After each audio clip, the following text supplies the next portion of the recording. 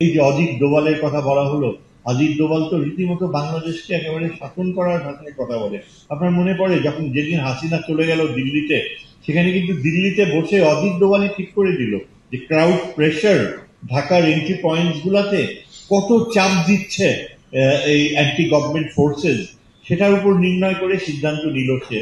এবং হাসিনা আর্মি চিফকে বলে দিল যে আর তো সম্ভব হবে না, প্লেনে পাঠিয়ে দাও। আমরা তো এটা একদম সরাসরি দেখছি, ইট ইজ নো স্পেকুলেশন, একদম সরাসরি আমরা দেখতে পাইছি। তা হাসিনা রাজি হচ্ছিল না, তার বোনকে ঢাকায় আনলো, তাকে অনেক বোঝানো হলো, reluctantly she got up on the plane and left. তা যেটা বলতে যাচ্ছি যে দেখেন কত powerful Indian National Security Adviser, যে ক্রাউড প্রেশার কেমন, মুভমেন্টস কেমন, আমাদের ট্রুপস কোথায় আছে, কিভাবে পারবে জনগণের উপর গুলি চালিয়ে ঠান্ডা করা যায় কিনা।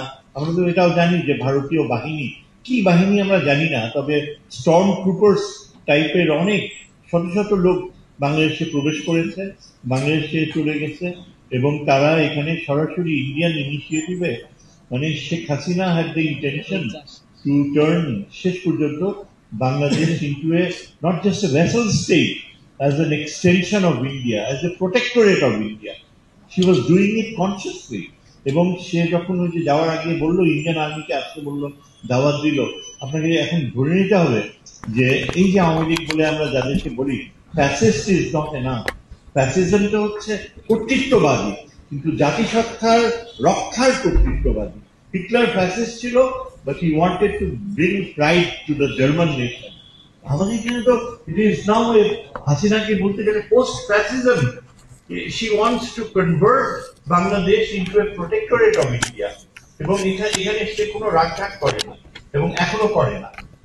ইন্ডিয়াতে বসে বসে সে যে বলে, এই যে 2-3 দিন আগে বলে বসলো যে এই আইসিসি ক্রিমিনাল কোর্ট করার অথরিটি কে দিয়েছে, বাংলাদেশ সরকার। So you can imagine that she has not softened. She truly believes in a continuation of her perceptions যে বাংলাদেশ ভারতের একটা প্রোটেক্টরেটের স্ট্যাটাসে যেতে পারে, provided Awami League will be in charge. এরপরে আপনি কিভাবে চিন্তা করেন এই যে আমাদের ইন্টারনাল সিকিউরিটি কোশ্চেনে যারা বলে যে আওয়ামী লীগকে রাজনীতিতে আসতে দিতে হবে, আওয়ামী লীগের কে বাদ দিয়ে ইলেকশন ফ্রি অ্যান্ড ফেয়ার হবে না, আওয়ামী লীগের সাপোর্টারদের কেন মাঠে রাখা হবে না, হ্যাঁ ইনক্লুসিভ ইলেকশন বলতে এটাকে বোঝায়। You are really inviting a power, a force, a way of thinking that believes in converting Bangladesh into a protectorate. এই বাস্তবতা কিন্তু আগে কখনো ছিল না, এবং এই জন্যই আমি বলি যে পাকিস্তান আমাদের জন্য জরুরি হয়ে গিয়েছে। যারা এখন আমাদেরকে টিজ করে, যদি বলে যে এই তো একটা রাজাকার, পাকিস্তানি, জামাতি, কত কিছু বলে, এগুলো বলার যা বলবেই, কারণ এইসব তো ইয়ে হয়ে গেছে, স্টিরিওটাইপ। মাত্র 30% টাকায় জমির মালিক হয়ে নতুন বাংলাদেশের গড়ে তোলার স্বপ্ন দেখা বাংলা বসতি। একটা সময় ছিল প্রায় 55 বছর আগে, যে তখন যে বাস্তবতা ছিল, আমাদের জাতিটা, দেশটা অদ্ভুত। 55 বছর আগেকার বাস্তবতাতেই আমরা ধরে রাখছি। হ্যাঁ, শত্রু মিত্র ধারণা। ওই সময় জামাত ছিল শত্রু, আওয়ামী লীগ ছিল লিবারেটিং ফোর্স। ওই সময় যারা পাকিস্তানের পক্ষে কথা বলতো তারা এখনো রাজাকার। এই যে চিন্তাধারার অর্থ, এখানে মাঝখানে 50 বছর থেকে কেটে গেছে, সময় যে চলে গেছে, শত্রু মিত্র ধারণা বদলে গেছে, সেটা কিন্তু আমরা ইয়ে করি না। এই জন্যই প্রবলেমটা হয়, কেন পাকিস্তান ইজ সো এসেনশিয়াল। আমার ধারণা, as a student of as a nuclear difference, আণবিক অস্ত্রায়ন সম্পর্কে আমি পড়াতাম, কিছুটা পড়াশোনাও করছি।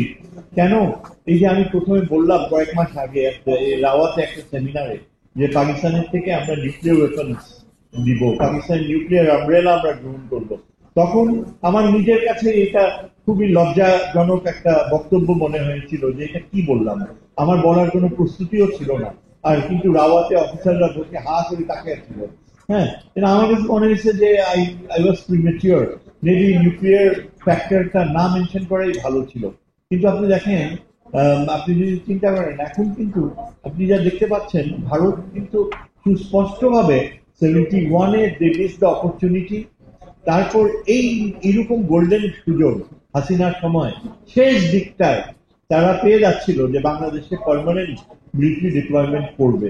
বোধহয় আর একটা বছর যদি সময় পাইতো, ছাত্রদের মুভমেন্টটা যদি না হতো, তাইলে এই এই এই সময়ের মধ্যে কিন্তু তারা প্রবলি একটা এক ডিভিশন সৈন্য তারা বাংলাদেশে ডিপ্লয় করতো in the name of protecting the transit route, in the name of stability of Hasina government.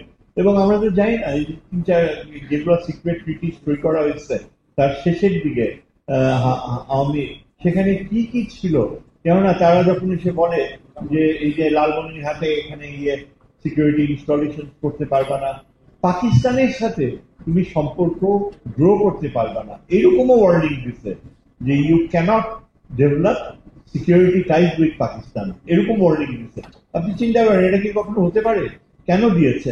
বোধহয় হাসিনা এরকম ট্রিটি সই করছে যে বাংলাদেশ ইন্ডিয়ান রিলেশনস এমন হবে যে সেখানে পাকিস্তানকে আমরা কোনো প্রশ্রয় দিব না, পাকিস্তানের সাথে কোনো নিরাপত্তার সম্পর্কই রাখবো না। এগুলো আমরা জানি না, কিন্তু এরকম কোনো কিছু না থেকে থাকলে হাসিনা ইন্ডিয়ানরা বলবে কেন